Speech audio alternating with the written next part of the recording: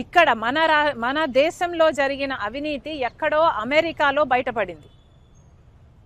ఇక్కడ ఎందుకు బయటపడలేదు? ఇక్కడ ఎందుకు డిస్కవర్ చేయలేకపోయారు? ఎందుకంటే ఈడీ అయినా, సిబిఐ అయినా, ఇన్కమ్ ట్యాక్స్ అయినా అన్నీ అదానీ గారి చేతుల్లోనే ఉన్నాయి. ఎలక్షన్ కమిషన్ అయినా, ఆఖరికి ఏ ఏజెన్సీ తీసుకున్నా, ఆర్బీఐ అయినా, ఏ ఏజెన్సీ తీసుకున్నా ఈరోజు అన్ని మోడీ గారు తన గుప్పెట్లో పెట్టుకొని ఉన్నాడు. ఎంత సిగ్గుచేటు! మన దేశంలో ఈ అవినీతి డిస్కవర్ చేయలేకపోయాం.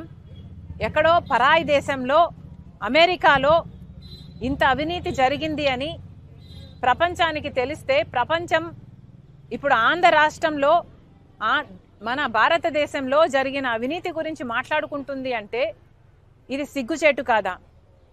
మన దేశం పరువు అదానీ గారు తీస్తే, రాష్ట్ర పరువు జగన్మోహన్ రెడ్డి గారు తీశారు.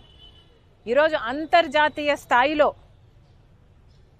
అదానీ అవినీతి గురించి, జగన్మోహన్ రెడ్డి గారి అవినీతి గురించి, మిగతా ముఖ్యమంత్రుల గురించి, ఎవరైతే డబ్బులు తీసుకున్నారో వీళ్ళ అవినీతి గురించి అంతర్జాతీయ స్థాయిలో మాట్లాడుతున్నారు. మరి ముఖ్యంగా అవినీతి 2100 కోట్లు ఇస్తే 86% అంటే 1750 కోట్ల రూపాయలు అప్పుడు ముఖ్యమంత్రి జగన్మోహన్ రెడ్డి గారికే ఇచ్చామని సాక్ష్యాలు, ఆధారాలతో సహా ఈ ఏజెన్సీలన్నీ అక్కడ అన్ని సేకరించిన తర్వాత ఛార్జ్ షీట్ కూడా ఫైల్ చేసి ట్రయల్కు వాళ్ళు రెడీ అవుతున్నారు. అక్కడేమో ఇంత ఆధారాలు, సాక్ష్యాలు ఉండి వాళ్ళు ట్రయల్ కూడా రెడీ అవుతుంటే, ఇక్కడ మనం కనీసం అవినీతి జరిగింది అని మాట్లాడడానికి కూడా కేంద్ర రాష్ట్ర ప్రభుత్వాలు సంకోచిస్తున్నాయంటే ఎందుకు అని అడుగుతున్నాం.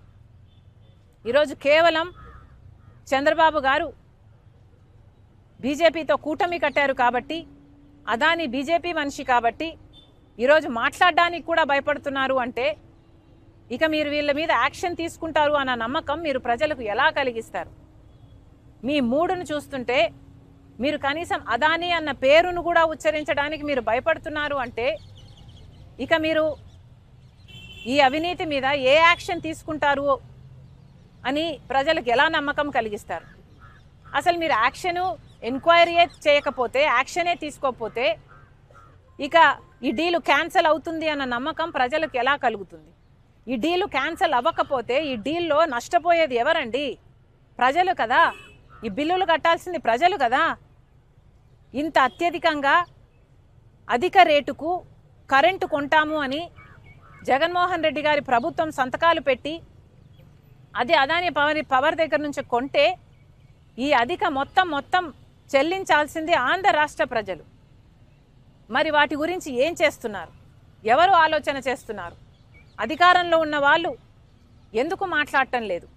మరి ఇంత జరిగినప్పుడు అసలు ఏ బేసిస్ మీద మీరు అప్రూవ్ చేశారండి? పక్క రాష్ట్రం మీద ₹99 పవర్ కొంటుంటే మన రాష్ట్రంలో ₹2.49 మీరు సంతకాలు పెట్టారు అంటే మన రాష్ట్రానికి నష్టం జరుగుతుంది, మన ప్రజలకు నష్టం జరుగుతుంది అని తెలిసినా కూడా మీరు సంతకాలు పెట్టారంటే ఎందుకు పెట్టారు? మీ లంచాల కోసమే పెట్టారు కదా.